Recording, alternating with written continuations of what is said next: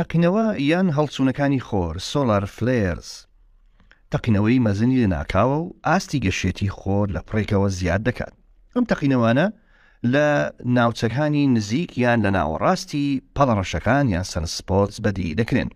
زۆر جاش بەوە بەندکراوە کە بارستایی مەزنی پلازما لەگەر ئەم تەقینەوانە دەردەچن و هەروەها بڕێکی یەکجار زۆر مەزن لە تیشی گاما و تیشی ئەکس و سەروی وەنەوشەی و لە هەمان کاتشدا بارستەی مەزنی تەنۆچکە بارگاویەکان.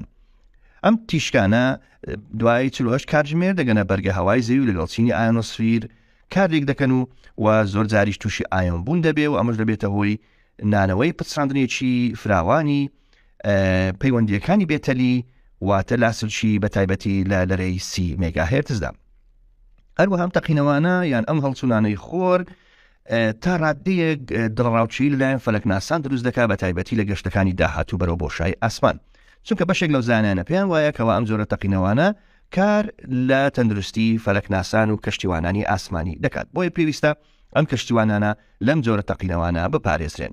بۆ نمونە لە 2005 گەورەترینی ئەو تەقینەوانە تاوەکو ئێستا ڕوویدا بێت لەسەر خۆردا تۆمارکرا و ئەمەشوای کرد کە کەشتیوانانی نێو وێزگای ئاسمانی نێودەوڵەتی تەنها 15 خولەکیان لە پێشما بێت تا خۆیان ڕزگار کرد و چوونە نێو ژووری خۆ پاراستن.